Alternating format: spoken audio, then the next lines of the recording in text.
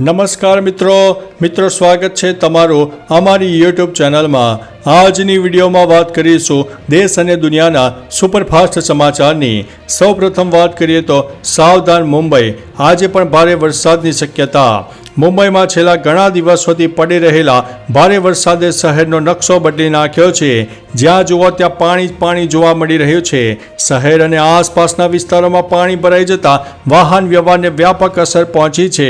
હવામાન વિભાગે મુંબઈ અને પુણે સહિત મહારાષ્ટ્રના ઘણા વિસ્તારોમાં હજુ પણ વરસાદ માટે રેડ એલર્ટ જાહેર કર્યું છે।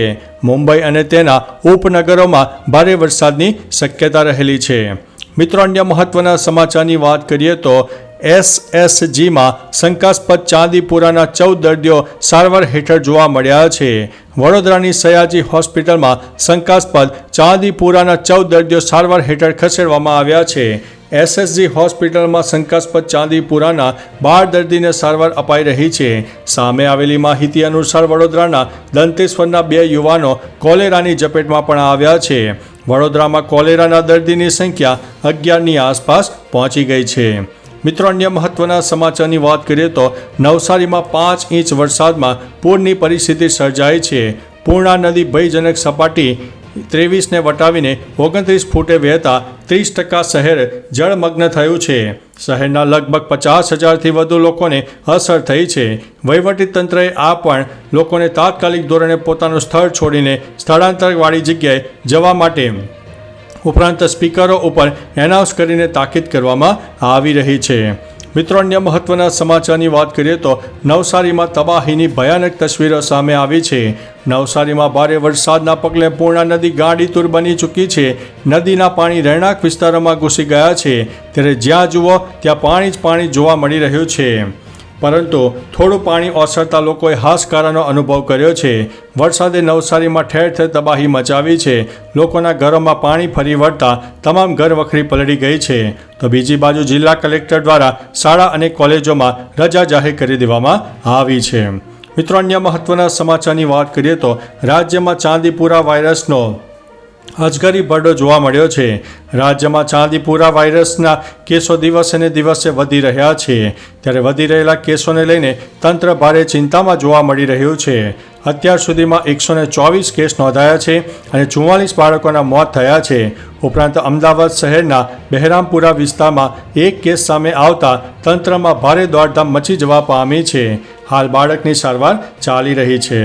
મિત્રો, અન્ય મહત્વના સમાચારની વાત કરીએ તો ગુજરાતના 11 ડેમો વોર્નિંગ ઉપર મૂકવામાં આવ્યા છે। રાજ્યમાં ભારે વરસાદે ઠેર ઠેર તારાજી સર્જી છે, તો બીજી બાજુ નદીઓમાં ઘોડાપૂરની સ્થિતિ પણ જોવા મળી છે। ત્યારે હાલ રાજ્યમાં 11 ડેમો વોર્નિંગ ઉપર રાખવામાં આવ્યા છે। સરદાર સરોવર ડેમ 53.67% પાણીથી ભરાયો છે। સૌરાષ્ટ્રના દેવભૂમિ દ્વારકા જિલ્લામાં આવેલા તમામ 14 ડેમો ઓવરફ્લો થયા છે।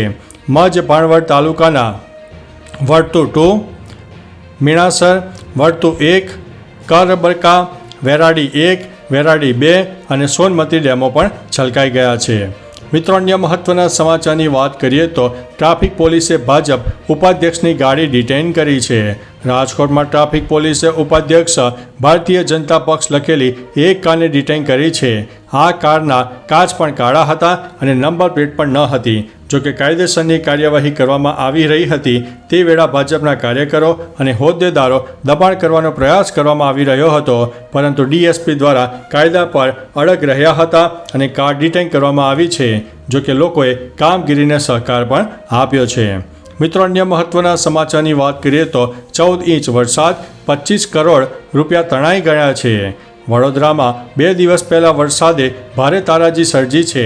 14 ઇંચ વરસાદ વરસતા લોકોના ઘરો, દુકાનો અને ઓફિસોમાં પાણી ફરી વળ્યા છે। ચોથા દિવસે પણ વેપારીઓને કળ વળી નથી, કારણ કે કાપડ બજાર, ફર્નિચર બજાર, કરિયાણા બજાર સહિતની બજારોમાં આવેલી દુકાનોમાં પૂરના પાણી ઘૂસી ગયા હતા અને કરોડો રૂપિયાના નુકસાનની ભીતિ સેવાઈ રહી છે। આ સાથે 1,000થી વધુ કાર અને 2,000થી વધુ 2 વ્હીલર પણ બંધ પડી ગયા છે। મિત્રો, અન્ય મહત્વના સમાચારની વાત કરીએ તો અમદાવાદમાં રોગચાળો વકર્યો, હોસ્પિટલમાં લાગી છે લાઈનો। અમદાવાદમાં વરસાદી માહોલ વચ્ચે રોગચાળો વકર્યો છે।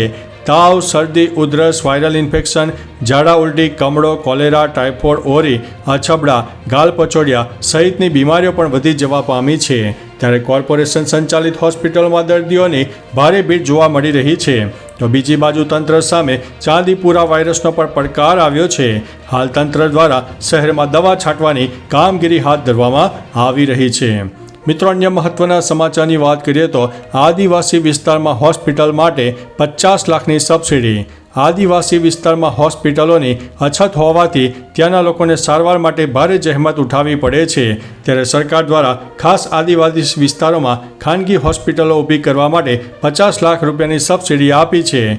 MD, MS ડૉક્ટર આરોગ્ય સેવા આપવા માટે જતા હોય છે. પૂરતી સુવિધા ન હોવાથી સેવા આપી શકતા નથી. સમાજના ડૉક્ટરને વિશેષ નાણાકીય સહાય પેકેજની યોજના પણ તૈયાર કરી છે. મિત્રો, અન્ય મહત્વના સમાચારની વાત કરીએ તો ઓલિમ્પિકમાં ભારતીય ટીમ ક્વોલિફાઇંગ રાઉન્ડમાંથી બહાર થઈ ગઈ છે. પેરિસ ઓલિમ્પિકમાં 10 મીટર એર રાઇફલ મિશ્રિત ટીમ ક્વોલિફાઇંગ રાઉન્ડમાંથી ભારતને નિરાશાનો સામનો કરવો પડ્યો છે. તેમાં ભાગ લઈ રહેલી 2 ભારતીય ટીમો મેડલની રેસમાંથી બહાર થઈ ગઈ છે.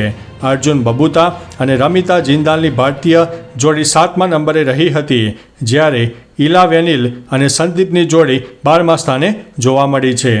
મિત્રો, અન્ય મહત્વના સમાચારની વાત કરીએ તો BSNLની મોટી જાહેરાત, 5G સેવાઓ મળશે. BSNL દ્વારા એક મોટી જાહેરાત કરવામાં આવી છે. કંપની આ વર્ષના અંત સુધીમાં દેશમાં 4G સેવા શરૂ કરશે. આ સાથે આવતા વર્ષે 5G સેવા પણ શરૂ થઈ જશે.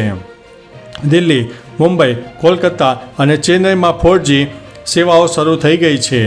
આ સિવાય જયપુર, રાયપુર, લખનઉ, અમદાવાદ, હૈદરાબાદ અને ચંદીગઢમાં પણ 4G સેવાઓ ઇન્સ્ટોલ કરવામાં આવી રહી છે.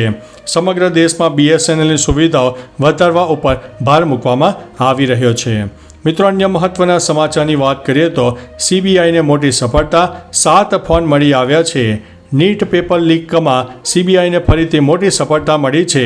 શુક્રવારે CBIએ પવનકુમાર નામના યુવકને ધનબાદથી પકડ્યો હતો, જેની પૂછપરછના આધારે CBIને તળાવમાં સંતાડેલા 7 કરતાં વધારે ફોન મળી આવ્યા છે. તળાવમાંથી 2 આઈફોન સહિત 7થી વધુ તૂટેલા મોબાઈલ મળી આવ્યા છે. તમામ મોબાઈલ ફોન સિમેન્ટની કોથળીમાં બાંધીને તળાવમાં ફેંકી દેવામાં આવ્યા હતા. તમામ ફોન જપ્ત કરીને તેની તપાસ શરૂ કરવામાં આવી છે. મિત્રો, અન્ય મહત્વના સમાચારની વાત કરીએ તો ગેસ પાઇપલાઇનમાં વિસ્ફોટ બાદ આગ લાગી હતી. ગ્રેટર નોઈડા વેસ્ટમાં સવારે મોટી દુર્ઘટના થતી અટકી છે. ગ્રેનો સોસાયટીમાં ગેસની પાઇપલાઇન ધડાકા સાથે ફાટી હતી. ગેસ લીકેજને કારણે આગ ફાટી નીકળી હતી, જેના કારણે સોસાયટીમાં ભયનો માહોલ સર્જાયો હતો. તાત્કાલિક ફાયર બ્રિગેડને બોલાવવામાં આવી હતી. ગેસ પાઇપલાઇનની માલિકી ધરાવતી કંપનીઓના કર્મચારીઓને બોલાવવામાં આવ્યા હતા. ઘટના ગૌર સિટી 2ના 14 એવન્યુમાં બની હતી. મિત્રો, અન્ય મહત્વના સમાચારની વાત કરીએ તો કોર્ટે જેમને તડીપાર કર્યા તે ગૃહમંત્રી છે. અઠવાડિયા પહેલાં પુણેમાં મહારાષ્ટ્ર ભાજપના અધિવેશનને સંબોધન કરતા ગૃહમંત્રી અમિત શાહે કહ્યું હતું કે શરદ પવાર દેશમાં ભ્રષ્ટાચારના કિંગ પિન છે. હવે શરદ પવારે અમિત શાહ પર પ્રહાર કરતા કહ્યું છે કે જ્યારે તેઓ ગુજરાતમાં હતા ત્યારે સુપ્રીમ કોર્ટે તેમને કાયદાનો દુરુપયોગ કરવા બદલ તડીપાર કર્યા હતા. સુપ્રીમ કોર્ટે જે વ્યક્તિને તડીપાર કર્યા છે, આજે તેને ગૃહ મંત્રાલય અને દેશના સંરક્ષણની જવાબદારી સોંપવામાં આવી છે. મિત્રો, અન્ય મહત્વના સમાચારની વાત કરીએ તો PM મોદીનું રશિયા બાદ હવે યુક્રેન જશે. વડાપ્રધાન નરેન્દ્રભાઈ મોદી 23 ઓગસ્ટના રોજ યુક્રેનની મુલાકાત લેશે, જ્યાં તેઓ ઝેલેન્સ્કીને મળશે. રશિયા સાથેના યુદ્ધ બાદ વડાપ્રધાનની યુક્રેનની આ પ્રથમ મુલાકાત હશે. PM મોદીએ રશિયાની મુલાકાત લીધી અને રાષ્ટ્રપતિ પુતિનને મળ્યાના દિવસો બાદ પણ મુલાકાત આવી છે. લગભગ 1 મહિના પહેલાં PM મોદી ઇટલીમાં G7 સમિટ દરમિયાન ઝેલેન્સ્કીને મળ્યા હતા. તો ચાલો મિત્રો, ફરીથી દેશ અને દુનિયાના સુપરફાસ્ટ સમાચાર લઈને મળતા રહીશો. ત્યાં સુધી અમને રજા આપશો. નમસ્તે.